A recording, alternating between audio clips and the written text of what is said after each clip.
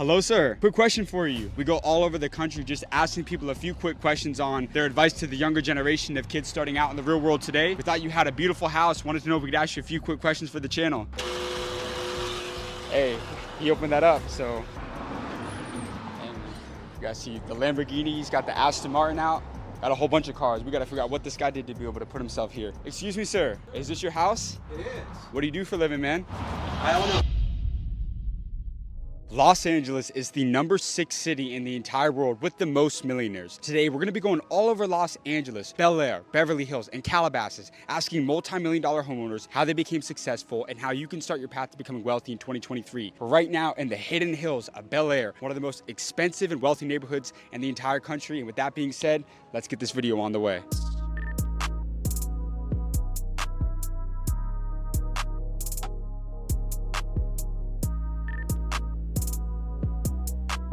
So growing up, I always used to hear about how Beverly Hills had all these multi-million-dollar mansions where all your favorite rappers and movie stars live. Well, today, we're gonna be going up to these homes for ourselves. I wanna run into some of the craziest people in the entire city to figure out what they did to put themselves in these multi-million-dollar houses. They got the Bentley parked out front. We're gonna go up to the door, ask this multi-million-dollar homeowner how they were able to put themselves here. Let's see what they have to say.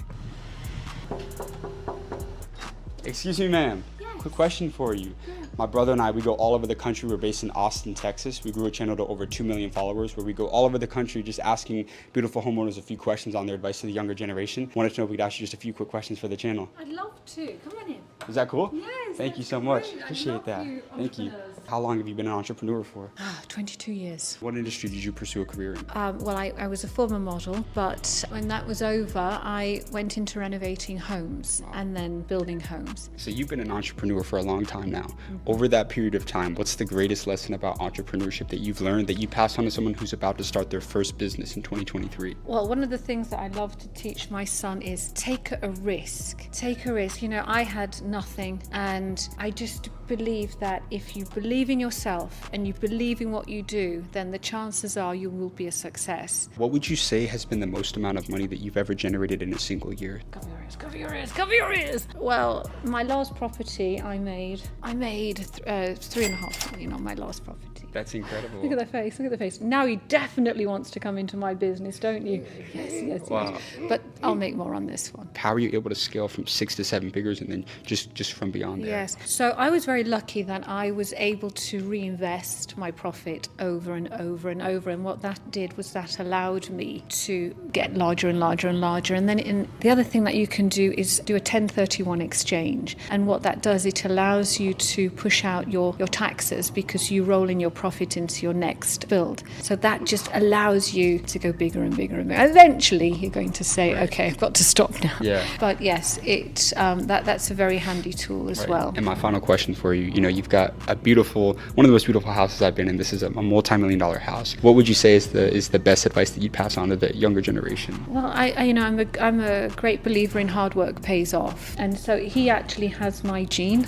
He is me. He's my mini me. So hard work, stay focused. I tell him this every day, don't I? Know your goal, focus on the goal, and don't stop until you get there. I love it. Phenomenal advice. Great interview. Thank you so much for very your time. I really much. appreciate that. Thank you. Gio, thanks for joining us, man. All right, you guys, that was an absolutely insane experience. She invited us into her house, was a former model, and is now a real estate developer in Los Angeles, one of the most competitive industries to be in. And she is a multi-millionaire. She's an absolute mogul. Had her son out to teach him the financial lessons, but you can tell he's gonna be very successful one day. Los Angeles is absolutely insane, man. Keep this going. Hello, sir. Yeah? Question for you. Thought you had a beautiful house. Want to know if we could ask you just a few quick questions. No, I would like to opt out. What's that? I would like to opt out. No worries, sir. Have a good day. Even though we started the day off with a crazy first interview, over the next 6 hours, we had no idea what was coming our way. Hi, my name is James Dumlin. Wanted to know if we could ask you or someone a few quick questions on your advice to the younger generation. You know, I'm kind of busy right now. Why don't you just move on? And I just don't really have time right now. No worries. Damn it, bro. Hi, ma'am. Question for you. I started a channel and then I grew to over 2 million followers. How you doing, sir? Just asking beautiful homeowners a few quick questions on their advice to the younger generation. Yeah, homeowner likes to keep it very private. Okay. I think I've seen your channel, by the way. Yeah, thank you, bro. Yeah. No worries, So- man. sorry about that. No worries. Have a good one, bro. Although we faced rejection after rejection for hours, right before we decided to call it a day, this happened. I go all over the country. I'm based in Austin, Texas. Just asking people a few quick questions on their advice to the younger generation. Could I ask you just a few quick questions up here? Yeah, sure. Thank you, sir. Appreciate that. We'll just come. Awesome. What industry did you decide to pursue a career in? Software engineering, and then I turned it into marketing. Are you a business owner now? Yes. And how long have you been a business owner for? I've been running my agency for 9 years. You've had longevity as an entrepreneur for nearly 10 years now. 90% of businesses don't make it past 5 years. So what would you say is the most common mistake that business owners make that prevents them from having longevity? Okay, so a couple things. I've run a startup and failed at building a startup.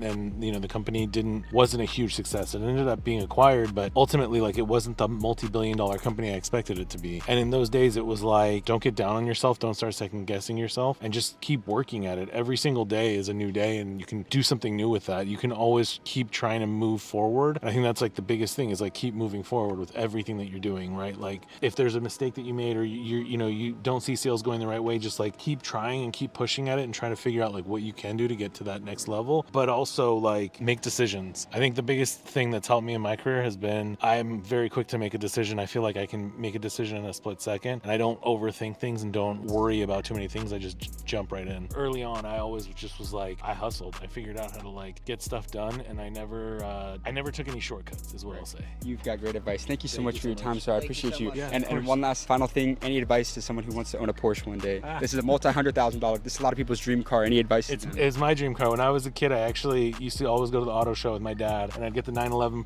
posters or like pamphlets or whatever, and I'd hang them up in my room, and it's been my dream car. Just work hard, invest well, save, and go for it. All right, you guys, my man was driving down the street in the Porsche, and we yelled at him from outside of the car, "Excuse me, sir." We let him know about the channel and what we do, went up to him and asked him some questions, and turns out he was a beast entrepreneur, a marketing multimillionaire, started out as a software engineer, transitioned, now he's a business mogul. So caught him in the Porsche and gave some incredible advice. Shout out to that man right there. Let's get the next one. All right, you guys, we were out in Calabasas in Los Angeles, California. This is one of the wealthiest parts in the entire city. And as I said earlier, man, Los Angeles, this is the number 6 city in the entire world with the most millionaires. We're here at our next multi-million-dollar house out in Calabasas. We're gonna go up to it, see if we can get some game from the owner, figure out how they were able to put themselves in a house like this.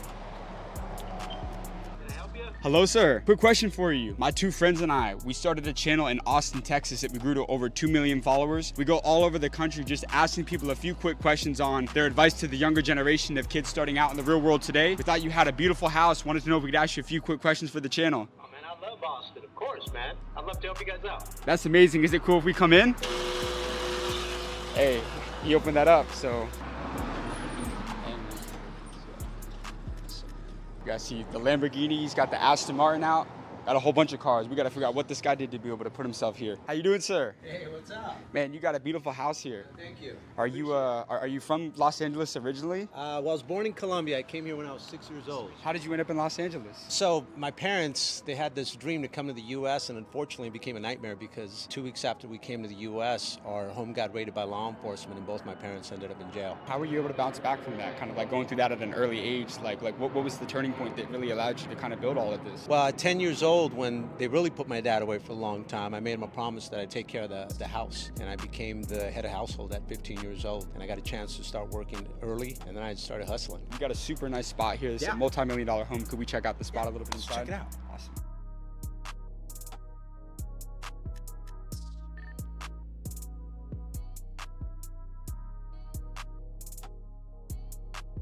What industry did you decide to pursue a career in? Home security. I've had that now for 25 years, and I just started a solar company a year and a half ago, which just happens to be the 20th fastest growing company in Inc. 5000 magazine. How old were you when you started your first business? I was 21 years old. 21. And how old are you now? I'm 46. What's the most amount of money that your business has ever generated in a single year? It'll be this year. We'll do 200 million. Scaling is one of the hardest things to do as a business owner. A lot of people, they'll have that great idea, but they don't know how to scale and grow it. So how have you been able to scale to a 9-figure business? business? It has to come back to influence, right? Because to bring in good people, they have to believe in you. You know, your dream's got to be so big that everybody's dream can fit inside of it. Because again, the good people, they have a lot of options, but you got to take the first step. Faith is really taking action before you have what you need. I remember as soon as I started the home security company, I bought the minivan before I actually had the people. Because we used to go in minivans and I used to fill all of them up and we used to go door to door. I didn't even have a team yet, but I bought the minivan knowing that the people were coming. When you put money behind something, that's when you know you're committed. I call it a necessity level. A necessity level is this sudden willingness that untaps this tremendous amount of ability that you didn't know you had. That's why I've always been great at putting myself in pressure situations that increase my urgency level. I believe low stress is low performance. But when you put yourself in these uncomfortable situations, that's when that greatness that lies within comes out. What's been your secret to sales?